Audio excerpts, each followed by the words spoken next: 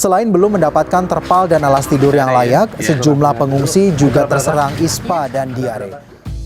Adik-adik, menurut kalian jenis mikroorganisme apakah penyebab penyakit pada warga di pengungsian tersebut? Untuk lebih jelasnya, ayo kita belajar bersama di video ini. Adik-adik, kembali lagi bersama Kak Kurota. Hari ini kita akan belajar materi IPA SMA tentang bakteri dan virus. Penasaran? Yuk, langsung kita kemon. Tahukah kalian kalau yogurt itu mengandung bakteri? Ya, tapi kalian tidak perlu khawatir dan tidak perlu merasa jijik ketika mengkonsumsi yogurt. Nyatanya, semua bakteri yang terkandung dalam yogurt adalah bakteri baik. Bakteri baik ini membantu tubuh kita untuk bekerja lebih optimal. Bakteri baik ini tidak hanya ditemukan di yogurt, tapi juga ditemukan di produk lain seperti kimchi, acar, dan kecap. Faktanya, banyak jenis bakteri di tubuh kita dan di planet ini adalah bakteri baik, dan sebagian yang menyebabkan penyakit. Sekarang, kita akan membahas lebih lanjut tentang bakteri. Bakteri adalah mikroorganisme yang sangat kecil, memiliki satu sel, dan hanya dapat dilihat dengan mikroskop. Tidak seperti organisme lain, bakteri tidak memiliki nukleus atau inti sel. Sementara itu, bentuk umum bakteri antara lain batang, spiral, dan bulat. Beberapa bergerak menggunakan ekornya yang disebut dengan flagella. Ada yang diam di tempat, dan ada juga yang bergerak secara sederhana. Bakteri memang terdapat di dalam tubuh kita, tapi mereka juga ada di udara, kulit, tanah, dan juga di alam bebas. Sebagian bakteri tidak berbahaya bagi manusia dan organisme lain, namun sebagian lagi berbahaya dan menyebabkan penyakit. Bakteri ini disebut dengan patogen.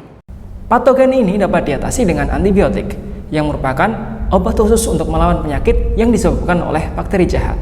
Zat lain yang juga digunakan yaitu antiseptik, yang sering ditambahkan pada sabun cuci tangan, pembersih luka, dan hand sanitizer.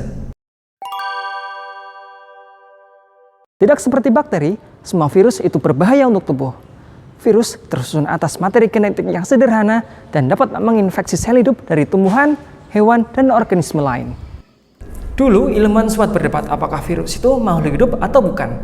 Hal ini karena virus tidak memiliki struktur sel yang lengkap, tidak memiliki nukleus, dan tidak bisa bereproduksi sampai mereka menemukan sel hidup organisme lain sebagai tempat hidupnya. Virus menyerang sel sehat dan akan berkembang biak menjadi sangat banyak. Setelah itu, organisme yang diserang virus tadi akan terkena infeksi atau penyakit. Virus dapat berpindah tempat, seperti melalui media berjabat tangan, kontak makanan, melalui air, dan udara. Misalnya saat kita bersin, virus dapat berpindah secara cepat melalui udara. Melalui gigitan serangga, makanan busuk, dan binatang dapat menjadi agen virus juga. Pernahkah kalian terkena flu atau pilek? Nah, itu merupakan salah satu penyakit yang disebabkan oleh virus. Walaupun virus terlihat menyeramkan, namun ada beberapa cara untuk menangkal virus agar tidak menyerang ke tubuh kita. Mulai dari mencuci tangan sebelum makan, memasak sampai matang, cukup istirahat, dan makan nutrisi seimbang akan meningkatkan sistem imun tubuh kita dalam menangkal virus. Untuk lebih meningkatkan kekebalan tubuh, juga dapat dilakukan dengan pemberian vaksin. Vaksin dibuat dari bakteri atau virus yang sudah dilemahkan agar sistem imun tubuh kita mengenali patogen itu dan nantinya akan terbentuk pertahanan yang lebih kuat. Jadi akan ada antibodi yang terbentuk dan peran antibodi ini sangat penting untuk sistem pertahanan tubuh kita dari serangan bakteri ataupun virus. Nah, pembelajar, sekarang coba kita kerjakan kuis singkat berikut ini untuk menguji pemahaman kalian.